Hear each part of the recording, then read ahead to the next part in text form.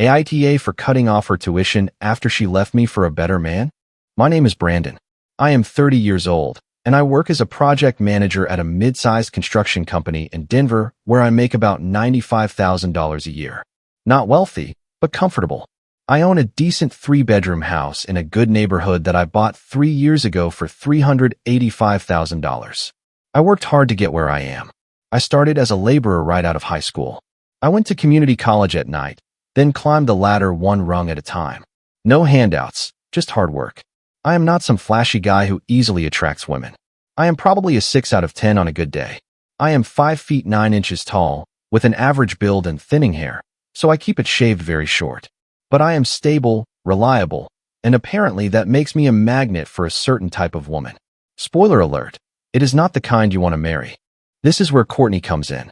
I met her about 2.5 years ago at a friend's barbecue. She was 24, working part-time at an overpriced boutique in Cherry Creek, and earning maybe $25,000 a year if she was lucky. But this girl was a solid 9 out of 10. Blonde hair, green eyes, 5 feet 6 inches tall, with curves in all the right places. The kind of woman who could stop traffic just by walking down the street. She lived with 3 roommates in a cramped apartment in a rough part of Aurora and constantly complained about money. Her car was a beat-up old 2009 Honda Civic that broke down every other week. She dressed well when we went out, but I could tell she was counting every penny to maintain her image. Like the nice guy I was, I started helping her out from time to time. Dinners turned into outings where I always picked up the tab. Her car would break down. I would call a rideshare or come get her. Her roommates were too loud for her to sleep, so she started spending more and more nights at my place. What began as a few casual nights a week turned into Courtney practically living with me after about 6 months. She kept clothes in my closet. Her makeup took over my bathroom counter, and without me realizing how, I found myself buying groceries for 2 people while she contributed absolutely nothing to the household. But I was completely blinded by her and did not care. Courtney knew exactly how to play me. She would walk around in short shorts and a tank top, give me surprise gestures of affection when I got home from work, occasionally cook dinner with ingredients I had bought, and made me feel like I was dating a model. I thought I had hit the jackpot. The first huge red flag should have been when she started talking about wanting to get a master's degree in marketing. I will never make any real money working in retail, she would say while painting her nails with $50 polish. I need to move up, but grad school is so expensive. The MBA program at the University of Denver cost $42,000 for the full course. Courtney claimed she had looked into financial aid, but did not qualify for much because her parents made too much money, even though they did not help her at all. She would sigh dramatically, explaining she would probably be stuck in retail her whole life because she could not afford to better her situation. Like a complete idiot, I offered to pay for it. Really? Brandon, are you serious? That is incredible. You would really do that for me. She jumped into my arms right there on the couch, and we shared one of the most memorable evenings of my entire life. I was thinking with the wrong head, convinced I was investing in our future together. She would get her degree, land a high-paying marketing job, and we would become this power couple living the American dream. What a fool I was. Once Courtney got into the MBA program, the spending got even crazier. She needed a new laptop for classes, $1,800, professional clothes for presentations, a $3,200 shopping spree, and a car that would not embarrass her in the student parking lot. I co-signed a lease for a 2022 Honda CR-V because her old Civic was not professional enough. She cut back her hours at the boutique to focus on her studies, which meant her already tiny income basically vanished. Suddenly, I was paying for absolutely everything: rent, utilities, groceries, her car payments, insurance, gas, nights out, entertainment, and, of course, the monthly payments for her tuition. My monthly expenses went from about $3,200 to over $6,100. I was still saving a little, but my emergency fund was not growing anymore. Courtney thanked me with affection and warmth, so I told myself it was temporary. Once she graduated and had a good job, she would start contributing more. The sense of entitlement started creeping in slowly. She would complain if I bought store-brand products instead of the organic stuff she preferred. She wanted to eat out more often because she was supposedly too stressed from her classes to cook. Her beauty routine went completely over the top. $200 a month for eyelash extensions, $150 for nails, $300 for hair appointments every 6 weeks, and $400 a month on skincare products. I need to look professional for networking events, she would say when I questioned the expenses. It is an investment in our future. Our future? I was the one paying, but apparently it was our future. She also completely redecorated my living room without even asking me. I came home one day to find $4,200 worth of new furniture, art, and useless decor that looked like it came straight from a cliché home design app. When I asked why she had not discussed such a large purchase with me first, she called me controlling and said the house needed a feminine touch. Our physical relationship started to decline around the 8-month mark of her program. She was always too tired, too stressed, or had too much homework. Our Friday nights became her studying while I watched streaming shows alone. She would come to bed after I was already asleep and be gone before I woke up for work. I chalked it up to the stress of grad school. Big mistake. About 10 months into her program, Courtney started mentioning a guy from her strategic marketing class named Dylan. At first, it seemed innocent. Dylan thinks we should approach the project this way, or Dylan knows someone who works at a consulting firm. But then the mentions became more frequent and much more detailed. Dylan drove a BMW M3. Dylan owned his own digital marketing agency. Dylan had clients like Pepsi and Nike. Dylan was getting his MBA to expand his network and learn corporate strategy because he wanted to take his business national. She would come home from study groups at 11 at night talking about how brilliant Dylan was, all his ideas about entrepreneurship and scaling businesses. She started dressing up more for class, wearing outfits that were way too form-fitting for simple class presentations. Our conversations revolved entirely around Dylan's latest business advice or a new story about his success. Meanwhile, I was working 50-hour weeks managing construction projects, contractors, city permits, and budget overruns so this guy could help fund my girlfriend's lifestyle while she fantasized about another man. The last huge red flag was when Courtney started going to networking events several times a week. They were always last-minute invitations where Dylan supposedly had extra tickets to a business cocktail hour or a professional conference. She would dress like she was going to an upscale lounge and come home after midnight with stories about all the important people she had met. When I offered to go with her to one of these events, she told me they were students only or invitation only, or that it would be awkward to bring a boyfriend. But she never had a problem telling me how Dylan knew all the right people and was introducing her to potential employers. I started to feel like a walking ATM. Courtney would kiss me in the morning before she left, spend all day at school with Dylan, come home to talk about Dylan, and then claim to be too tired for any closeness because of all the networking she was doing. But I convinced myself I was being paranoid, that she was just ambitious and career-focused, that Dylan was just helping her make connections, that I was just being insecure and controlling. I was naive. On March 15th, a date I will never forget because it is the day my entire world fell apart, I was working from home, dealing with permit issues for a commercial project. Courtney had a late class that ended around 2 in the afternoon, so I expected her home around 3. When she walked in at 2:30, she had this look on her face, nervous but determined, like she had rehearsed a speech in the car. "We need to talk," she said, standing in the doorway instead of coming over to kiss me like usual. My stomach dropped. Every man knows that phrase means your life is about to change forever. "I am in love with Dylan," she said, with no emotion in her voice.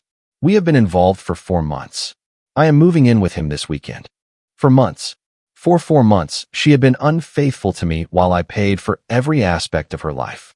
While I was working hard at my job to finance her lifestyle, she was involved with another man and quietly planning her exit strategy. The number hit me like a truck. For months meant it started right after Thanksgiving. All those study groups and networking events were just a cover for their inappropriate relationship. She was looking me in the eye every morning, kissing me goodbye, and then going to spend the day with her new interest. "I see," I managed to say, trying to keep my voice steady. My heart was pounding, but I was not going to give her the satisfaction of seeing me break down. "I have already packed most of my things," she continued, gesturing to 2 suitcases by the door. I recognized them immediately. The matching designer set I had gotten her for Christmas. $3,400 that I had put on my credit card because she deserved something special. "Dylan is successful, Brandon. Like, really successful. He is taking me to Aspen this weekend to meet some of his business partners. He says I have real potential and wants to help me network with the right people. Her audacity was stunning. She was literally explaining to me that I was not good enough to help her career while standing in the house I owned, wearing clothes I had bought, after I had spent 2 years financing her dreams. When? I asked. When what? When did it start? The truth this time. She at least had the decency to look slightly ashamed. Right after Thanksgiving. But Brandon, I did not plan for it to happen.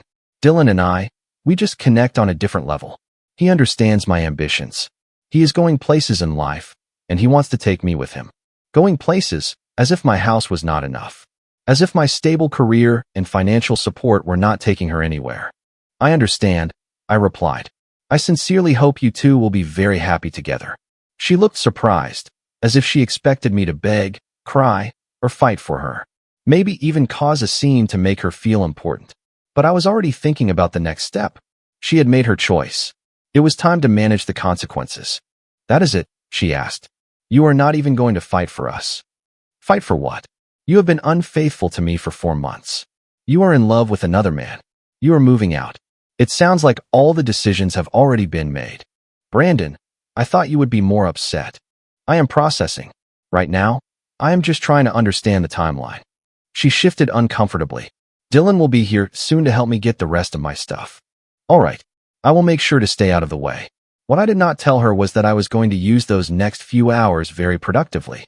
After Courtney left for lunch, presumably with Dylan, I sat down and started thinking strategically instead of reacting emotionally. She had blindsided me, but that did not mean I was just going to roll over and take it. First, I made a list of everything I was paying for. Her MBA tuition, $42,000 total, about $28,000 already paid. Her car lease, for $120 a month. Her car insurance, $180 a month.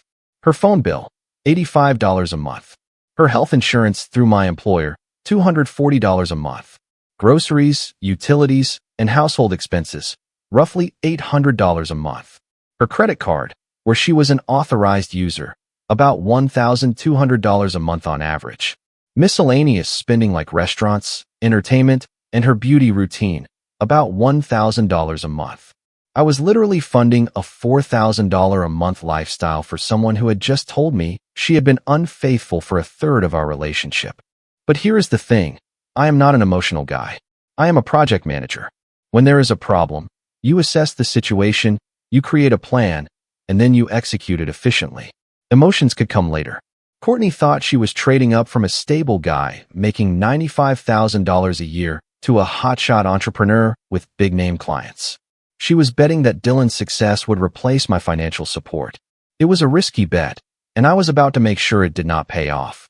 My first call was to the financial aid office at the University of Denver. Hi, this is Brandon Thompson. I need to speak to someone about Courtney Bennett's tuition payment plan. After 2 transfers, I finally got the director of financial aid on the phone. I calmly explained that Courtney and I were no longer together, that I was the guarantor on all the payment plans, and that I wanted to immediately withdraw from any future obligations. I will cover the current semester since it ends in 6 weeks, but I am officially withdrawing from payments for the summer and fall semesters. Please send me written confirmation. They needed 48 hours to process the paperwork, but they confirmed that as the guarantor, I had every right to remove my legal obligation for payment once the current term was finished. Next, I called my credit card companies. Courtney was an authorized user on my American Express and Chase cards, the ones she used for her shopping sprees and beauty appointments. I had her immediately removed from both accounts. Then I called my car insurance company to remove her from my policy. She was driving the CRV I had co-signed the lease on, but if she was not living here, she needed her own insurance. I also called my phone carrier to remove her line from my family plan. If she wanted to stay in touch with Dylan, she could pay for her own phone bill. The final move was changing every single password she might know. Streaming services, online shopping, music apps, even the Wi-Fi password.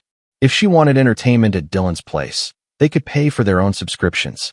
But I was not done yet. Courtney had left behind about half of her wardrobe, all the pricey stuff I had bought her over the last 2 years. Designer jeans, activewear, the $600 boots she supposedly absolutely needed for winter, countless tops and dresses from high-end stores. I packed it all into trash bags and drove to the nearest Goodwill. I donated everything and made sure to get the receipts for the tax deduction. If she wanted her clothes back, she could go thrifting. The final touch was having a locksmith come and change all the locks. It cost me $240, but it was worth every penny for the peace of mind. By 5:30 in the afternoon, Courtney's new reality was officially set and locked. Courtney came back around 5:45 with Dylan. I watched from my bedroom window as they pulled up in a beat-up 2018 BMW 328i with a dented bumper and mismatched rims. Not exactly the M3 she had been bragging about. Dylan looked exactly like the type of guy you would expect. Tall, skinny, with a man bun, wearing a suit that probably cost more than he could afford. The kind of guy who says let us circle back on that in a normal conversation and thinks he is sophisticated because he drinks craft beer. They loaded her suitcases into the car, along with a few boxes of miscellaneous things. I noticed Courtney trying her key in the front door, then looking confused when it did not work. She knocked, and I went down to open it. "Hey Brandon, this is Dylan," she said awkwardly. Dylan stepped forward, holding out his hand. "Nice to meet you, man. Courtney has told me a lot about you." "I will bet," I said, shaking his hand without responding further. "Brandon, my key is not working," Courtney said. "I changed the locks." "Why would you do that? You do not live here anymore." She looked hurt, as if this was completely unexpected. "I just need to grab a few things from upstairs." "What things?" "My clothes, my makeup, some of my jewelry." "The clothes have been donated. Your makeup is in a box by the door." "What jewelry?" "My earrings, the necklace you got me for my birthday, my rings." "Those are gifts. They are yours." I went upstairs and came back with a small jewelry box. "Here." She opened it and started looking confused. "Where's the Cartier bracelet? And the Tiffany necklace?" "What Cartier bracelet?" "The one you got me for Valentine's Day. It cost, like, $1,500. "Oh, that one." I returned it to the store. Her face went white. "You cannot return jewelry after 2 months. You can when you keep the receipt and the store has a good relationship with you as a customer. Apparently, they are very understanding when you explain that your girlfriend had been unfaithful." Dylan was starting to look uncomfortable. "Maybe we should just go, Courtney." "No, this is ridiculous. Brandon, you cannot just take back gifts. Watch me. And you might want to check on your credit cards and your phone and probably your streaming services when you get to Dylan's place." The reality was finally starting to dawn on her. "What do you mean?" "I mean, as of today, you are financially independent. Congratulations." She turned to Dylan. "This is insane. He cannot just cut me off like this." Dylan was staring at his shoes. "We should just go, Courtney. We will figure it out." They left, with Courtney shooting daggers at me. I went back inside, ordered a pizza, and had the most peaceful evening I had had in months. Thursday morning, my phone started ringing at 7 in the morning. It was a panicked Courtney. "Brandon, I tried to pay for coffee with my card, and it was declined." "That is because you are not an authorized user anymore. You cannot do that. I need that card." "For what? You have a job. You have Dylan. Figure it out." "My job is a joke, and you know it. I have expenses." "Not my problem." The calls kept coming. Her phone was shut off by noon. Apparently, she had never paid attention to when the bill was due. She called from Dylan's phone, from unknown numbers, and she even had the nerve to call my office. On Friday afternoon, she showed up at my house in a full-blown panic. I could see Dylan's car down the street, but he was sitting in the driver's seat like a coward. "Brandon, please, we need to talk." "We are talking. I got a notice from the University of Denver about the summer tuition. They said you withdrew from the payment plan." "That is correct. You cannot do that. I am halfway through the program." "Actually, I can and I did." "This is insane. You are destroying my future over a relationship." "No. You destroyed your future when you chose to be unfaithful to me with Dylan. I am just refusing to keep paying for it. Dylan and I will figure out the tuition, but I need my credit cards back. I have bills." "What bills?" "You do not pay rent. You do not pay utilities. Your phone is on Dylan's plan now." "No." She looked flustered. "I have expenses, personal stuff." "Like what?" "My eyelash extensions, my nails, my hair appointments. I cannot just stop taking care of myself." The level of entitlement was breathtaking. Her education was going up in smoke, but she was still worried about her beauty routine. "Courtney, let me explain something to you. I paid for those things because you were my girlfriend.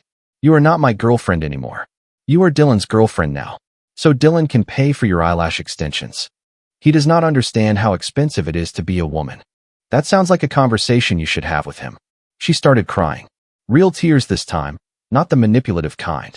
Brandon, please, I made a mistake. A huge mistake. Dylan is not what I thought. Now this was getting interesting. How so? I asked. He said he owned a consulting company with big-name clients. But Brandon, he rents a studio apartment in Capitol Hill. He has a roommate. A roommate. He is driving his mom's old BMW and works for some little startup where he makes maybe $40,000 a year. He lied about everything. The irony was perfect. She had left me, a man with a stable career, his own home, and enough money to fund her lifestyle, for a wannabe entrepreneur who made less than she did at the boutique. Sounds like a Dylan problem. I cannot stay with him anymore. His roommate is some weird gamer who walks around in his underwear. There is no privacy, no space for my things. It is disgusting. So where are you sleeping? In my car. I almost felt sorry for her. Almost. Courtney, you made your choice. You spent 4 months planning your exit strategy, being unfaithful to me while I paid for your entire life. You chose Dylan over stability. You chose excitement over loyalty. You chose to destroy a good relationship for a fantasy that turned out to be empty. These are your choices, and these are the consequences. Please, Brandon, I will do anything. Anything except be faithful, apparently. She left crying. Dylan did not even get out of the car. Over the weekend, Courtney's entire family started calling me. Her mom, her sister, her aunt, even her dad, who I had met exactly twice in 2 years. Brandon, you cannot just abandon Courtney like this, her mom said on Saturday morning. She made a mistake, but she has learned her lesson. Mrs. Bennett, she did not make a mistake. She made a deliberate choice to be unfaithful to me for 4 months while I paid for her education and her lifestyle. She is our little girl. She is lost and scared. She is 24 years old, not 4. And if she is lost, maybe she should have thought about that before she was unfaithful to the man paying her bills. You do not have to be harsh. And you do not have to call me demanding that I finance your daughter's betrayal. Her sister, Samantha, was even worse. She called on Sunday night with a pre-packaged guilt trip. Brandon, Courtney really cares about you. She was just confused. Dylan manipulated her into thinking he was successful. She is the victim here. A 24-year-old woman was manipulated into a 4-month-long inappropriate relationship. Is that your defense? She was vulnerable. She has never had a real relationship before you. Well, now she is learning what happens when you destroy a real relationship for false promises. You are being cruel. She is sleeping in her car. She chose Dylan. She can sleep in his car. The best call came from her dad on Monday. He tried to play the old-school tough guy. Son, you need to step up and take care of Courtney. That is what real men do. They protect their women. Sir, with all due respect, real men do not pay for some other guy's girlfriend. Maybe if you had taught your daughter about loyalty instead of entitlement, we would not be having this conversation. How dare you criticize my parenting? Then do not lecture me about my responsibilities to a cheating ex. He hung up on me. Meanwhile, Courtney was fighting her own little war on social media. She posted a long message about how I was being vindictive and controlling because I cut off her credit cards and stopped paying for her school. She painted herself as the victim of an emotionally difficult relationship where I used money to control her. At first, she got a lot of support, mostly from her girlfriends who did not know the full story. But then some of our mutual friends started asking questions in the comments. Wait, did not you betray him? My buddy Justin commented. It is complicated, Courtney replied. How is betrayal complicated? My coworker Emily asked. Courtney ended up deleting the post after getting strong pushback in the comments, but not before I took screenshots of everything from my personal records. On Tuesday, the legal threat started. Courtney had hired some lawyer who sent me a letter claiming I had made a promise to pay for her entire degree and that stopping the payments constituted a breach of implied contract and intentional infliction of emotional distress. The letter was unprofessional, but it was enough to frustrate me. I called my friend Brian, who is a real lawyer, and showed him the letter. He burst out laughing immediately. Brandon, this is not going to hold up. No court would take this seriously. You were being generous, not legally obligated. You want me to respond? Yes, but make it clear. Brian sent back a letter that essentially told them the claims had no merit, but in perfectly crafted legal language. He explained that I had no contractual obligation to pay for Courtney's education, that she was a grown adult capable of managing her own finances, and that any further baseless legal threats would result in a countersuit for harassment. We never heard from that lawyer again. But Courtney was not done making a fool of herself. She started a fundraiser titled Help Me Finish My Education, complete with a story about how her ex-boyfriend had cut off her tuition to punish her for leaving him. She claimed I was well off and vindictive and was destroying her dreams out of spite. The fundraiser was a disaster. It raised only $430 in 3 weeks, mostly from small donations from people who did not know the real story. But then people started sharing the fundraiser in local groups, and our mutual friends started telling the truth in the comments. This woman was unfaithful to her boyfriend for months while he paid for absolutely everything. One friend wrote, "She is not a victim. She is someone who took advantage. I know Brandon personally, and he is one of the most generous, stand-up guys you will ever meet," another commented. Courtney destroyed a good thing, and now she wants strangers to pay for her mistakes. She eventually deleted the fundraiser after it became a public discussion. The $430 she raised was not even enough to cover a single credit hour. And this is where the story gets really interesting. Remember how I work in construction project management?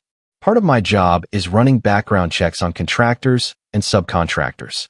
I have access to certain databases and professional networks to verify licenses, insurance, financial stability, and records.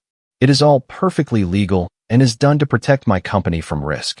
So, I decided to run a little search on Dylan, just out of curiosity.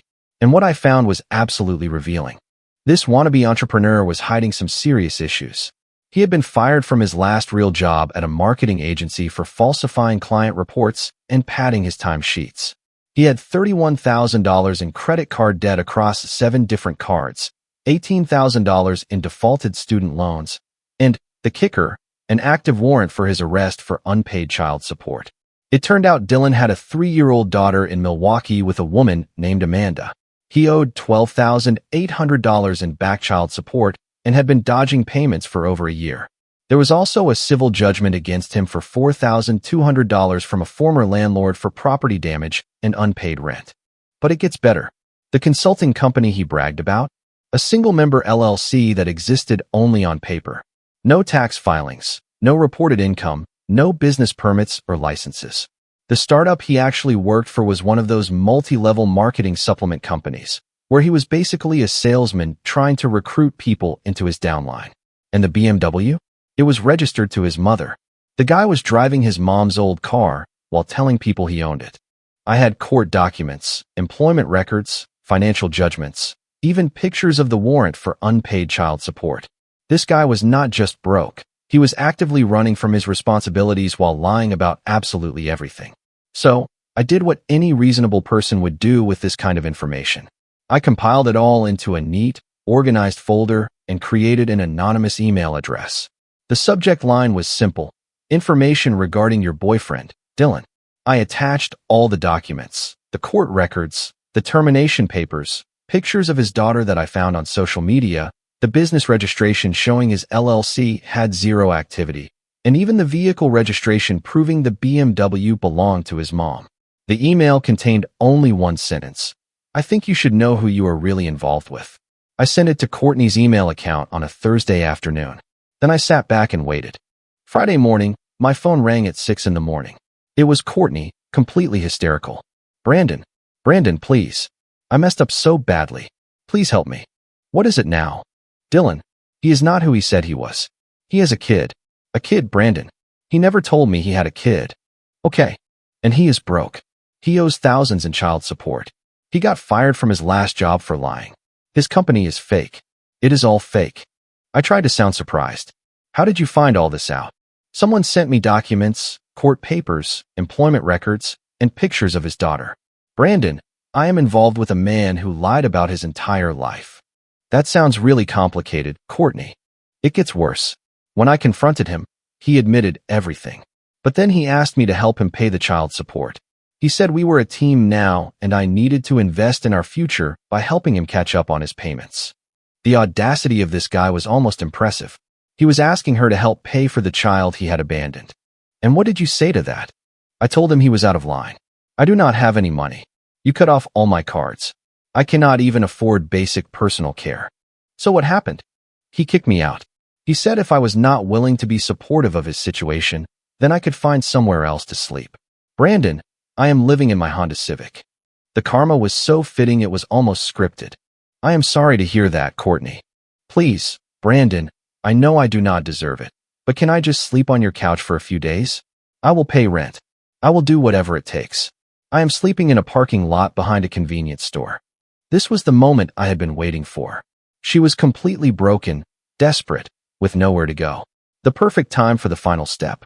Courtney, let me make sure I understand the situation. You were unfaithful to me for 4 months while I paid for your entire lifestyle. You left me for a guy you thought was rich and successful. You had your family harass me. You tried to take legal action against me. You started a public fundraiser calling me difficult. And now that your new interest has turned out to be a man with a secret child and thousands of dollars in debt, you want me to save you. I know. I was selfish. I ruined everything. But I have learned my lesson, I swear. What lesson is that exactly? I asked. That I had a good life with you. That I threw away the best thing in my life for a man who lied about everything. And that I made terrible choices and do not deserve your help. But I am begging anyway because I am desperate and have nowhere else to go. At least she was finally being honest about the situation. Here is what is going to happen, I said calmly. You are going to post on all of your social media, Facebook, Instagram, whatever, the complete truth about what you did to me. You are going to admit that you were unfaithful to me for 4 months, that you lied to my face, that you took advantage of my support, and that I did nothing wrong by cutting you off financially. You are going to issue a public apology and tell everyone that Dylan turned out to be a fraud with a secret child and thousands of dollars in debt. Brandon, that is humiliating. Not as humiliating as sleeping in your car because you chose someone unreliable over a stable partner. If I do this, you will help me. I will think about it. Do you promise? I promise I will think about it. And she actually did it. Within 2 hours, Courtney had posted identical messages to Facebook and Instagram with a long, honest confession. I need to publicly apologize and set the record straight about Brandon Thompson. For the last few months, I have been spreading lies that he was controlling, but the truth is, I was the one who behaved badly. Brandon supported me financially for over a year, paying for my MBA, my car, my living expenses, everything. He was nothing but generous and caring to me. In return, I was unfaithful to him for 4 months with a classmate named Dylan, who I believed was rich and successful. I lied to Brandon's face every day while he worked hard to support my dreams. I planned my exit strategy while he paid my bills. When Brandon found out, he rightfully cut off all financial support. Instead of owning up to my actions, I tried to paint him as the villain. The truth is, Dylan was lying about everything. He does not own a business. He is broke. He has a secret child he does not support, and he is thousands of dollars in debt. He used me just like I took advantage of Brandon, except Brandon actually had the means to support me and chose to do so out of care. I destroyed the best relationship of my life for an illusion that did not even last a week after the lies were exposed. I am entirely at fault in this situation. Brandon is a good man who deserves better than what I did to him. I am sorry for publicly lying about him, and I am sorry for taking advantage of his kindness. I am posting this because I owe him a public apology and because people deserve to know the truth about what really happened. The comments were absolutely direct. Our mutual friends, her co-workers from the boutique, even strangers were calling her out in the replies. Finally, some honesty from you, Courtney. He deserves so much better. Seriously, you messed up a great opportunity. A good man with his own house paying for your school, and you betray him? What were you thinking? This is what happens when you take advantage of someone's generosity. Brandon, if you are reading this, you avoided a major problem. Do not take her back. Courtney admitting her mistakes. What a moment. My favorite comment came from an old co-worker of hers from the boutique. We all knew you were using Brandon. Glad he finally saw it. The post got over 200 comments, most of them negative. A few of her girlfriends tried to defend her with everyone makes mistakes, but they got shouted down by people who knew the real story. After posting her confession, Courtney called me back around 8 in the evening. Okay, I did it. I posted everything you asked for. People are being really harsh in the comments, but I did it. Now, are you going to help me?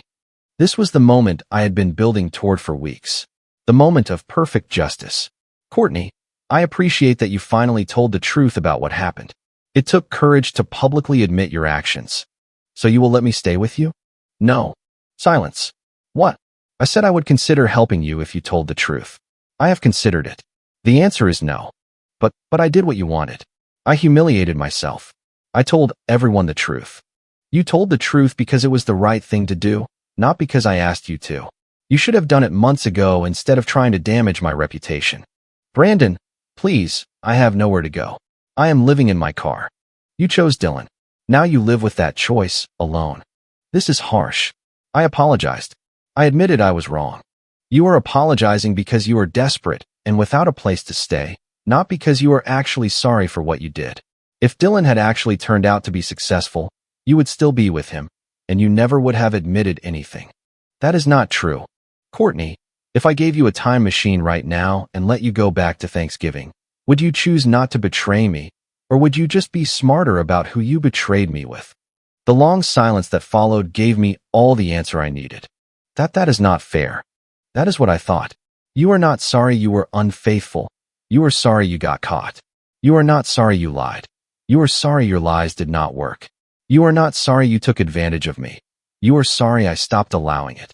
Brandon, please, I will do anything. I will sign a contract that I will pay you back. I will get a job and give you half my paycheck.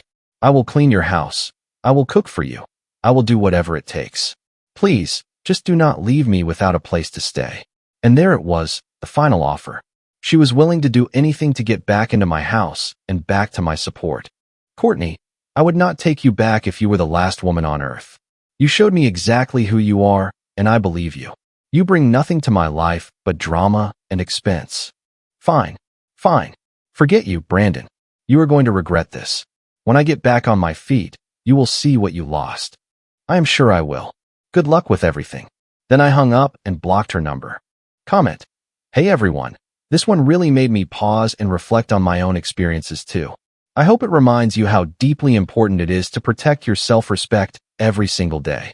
Kindness is a beautiful thing, but it should never come at the expense of your own well-being. Setting clear boundaries is actually one of the most loving things you can do for yourself. Taking full responsibility for your healing is something only you can choose to do. Learning to choose peace over constant chaos might feel scary at first, but it truly changes everything. You deserve relationships where your efforts are matched and your heart is respected. When you walk away from what drains you, you create space for something far better. Take a quiet moment today to think about where you might need stronger boundaries in your life.